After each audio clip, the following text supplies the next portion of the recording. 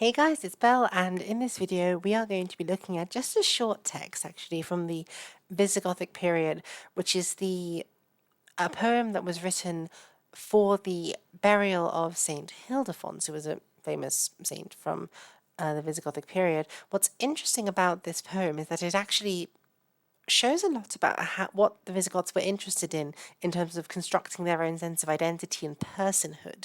So without further ado, if you want to pause the video and have a go at translating the Latin on your own, feel free to do so, and then let's get into it, and I'll tell you what I think about this. Alfonsi jacet corpus venerabile saxo, quod letana nil terra tulit melius, Luciaque et Stephanus clara regente cotorum, sed virtute magis nobilitante micat. Invenit juvenis portum, scello sexoque relicto, cenobi cellas agaliensis amat, inque toletanam raptatur presula urbem, qui fuit in votis sede latere sua. So, what does this mean? So, Alfonsi jacet corpus venerabile saxo.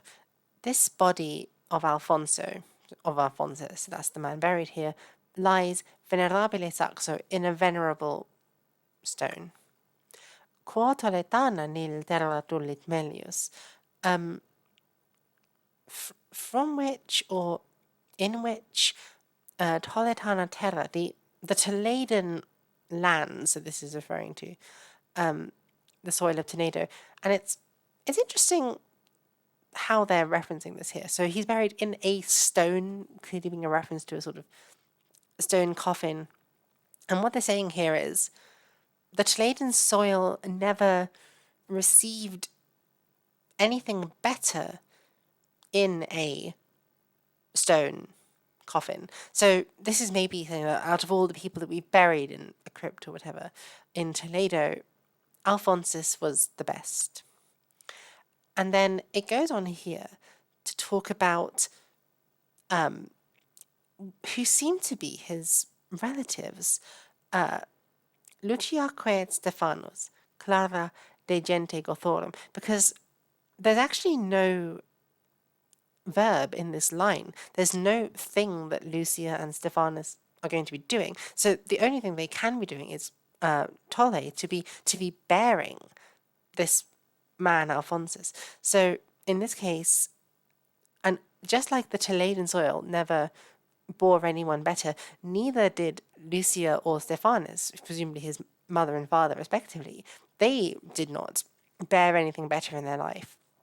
And then this is an interesting phrase that we have here that gives an insight into how the Visigoths are constructing their sense of identity. Clara de gente Gothorum, from the distinguished gens. Now, gens is a complicated word in Latin. Some people argue it means race, and earlier Victorian classicists definitely translated it as race.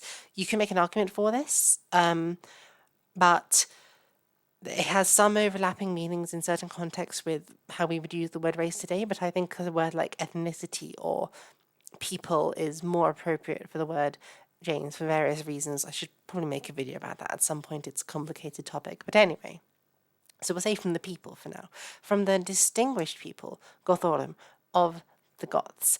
Now, there's a lot of interesting stuff that's going on here, and I think it's just worth pointing out why a Visigothic, abbot or pressel would need to mention these from the race of the Goths, because if you look at Ostrogothic epigraphy, and I've covered a couple of them on my channel, there'll be more that I cover in the future. They actually don't. They don't really say we're from the distinguished people of the Ostrogoths. And I think that's frankly because if this were an Ostrogothic context, that would be largely redundant because his parents would be known. There's actually not that many generations in Ostrogothic Italy. And there were some people like Senator Cassiodorus, who actually, or Cassiodorus Senator, I should say, who actually lived from the beginning of Ostrogothic Italy and outlasted the Ostrogothic kingdom and saw Justinian's reconquest of Italy. So certainly I think there were few enough generations of Goths in Italy for the Ostrogoths to not need to conceptualize themselves in terms of a lineage, because their lineage would be obvious to anybody who knew their family. And actually, it's a bit of a trope in Germanic literature of, say, in Hildebrand's Ede, as we see, of people meeting and saying, "Oh, I know your family lineage well. Your family is quite famous," because going a couple of generations back, it's quite easy to remember. And so the fact that the Visigoths here can't do that, it's not obvious who Lucia and Stephanus are.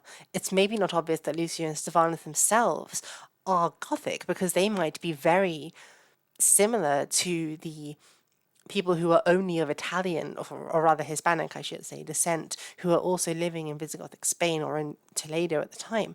So in order to, they have to say that Alphonsus comes from the distinguished people of the Goths, because it's not immediately obvious. And this shows a sense of Gothic identity that's fading in Visigothic Spain. And that's probably why that we, in the literature written by them, we don't see that much, except for a few faint traces here and there, which I've tried to cover on my channel, of a sort of Germanic warrior culture coming out through monastic literature written during the Visigothic period.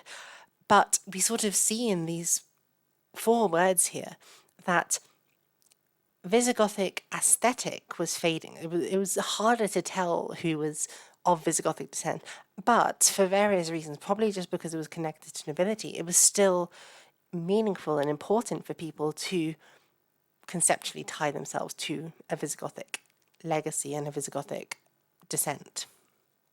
So anyway, what this line is saying is that Lucia and Stefan, his mother and father, from the distinguished people of the Goths, never did anything better than to create Alphonsus. Said virtute magis nobilitate micat. Nobilitante, I should say, micat.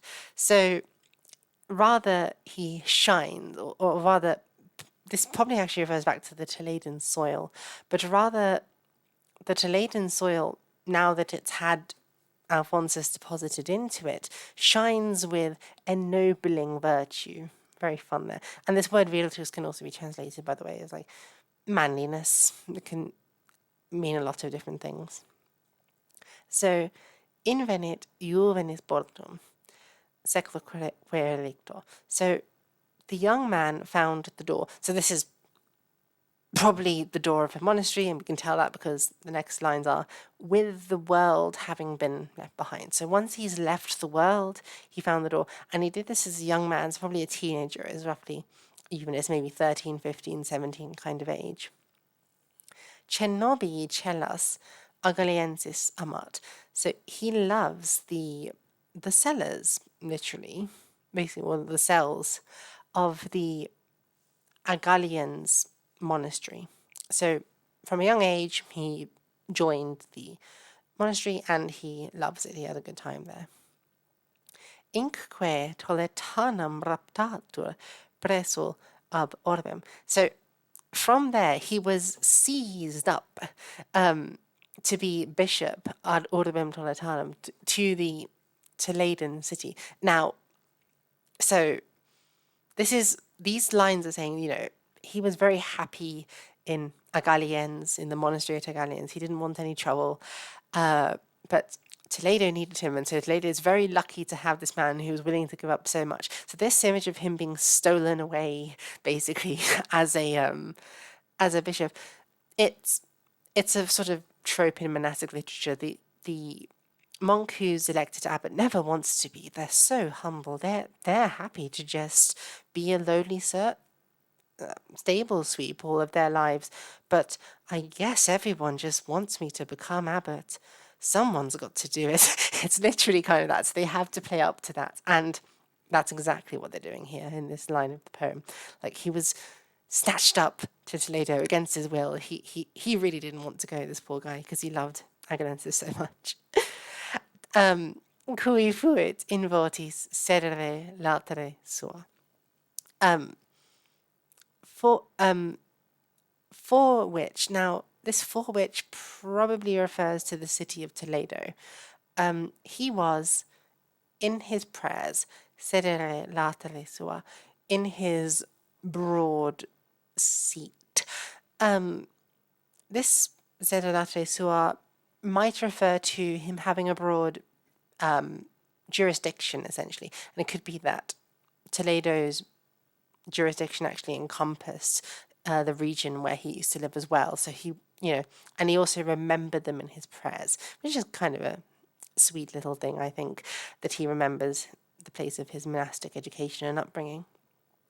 So there we go. We have a fascinating little text showing us that the Visigoths were losing a sense of their cultural identity, but still making an effort to hold on to it, even actually for ecclesiastics who were part of an international, literally Catholic church, who one might have thought have less of a need for a sort of national ethnic identity, but clearly for the Visigoths it's still important, even in their clergy, to draw that lineage in their history of themselves. And that is it. If you want me to teach you Latin so that you can go on long rambling rants about Visigothic poetry like this, you can subscribe to my Patreon, which will be linked in the description of this video, where I offer tuition at lower than market rates. And shout out to my 4 patrons that I have currently, and I hope you guys are enjoying the tuition that you've been getting presently. You could also, if you want some Latin assistance, join my Discord server where I tend to post these glosses as pictures before I turn them into videos, so you'll get early access to them there. And it's also just a fun community of like-minded people. We get together, we play games, we have movie night sometimes. It's a fun time. You should come join us. And until next time, thank you guys so much for watching, and I hope you have a nice day. Bye, everyone.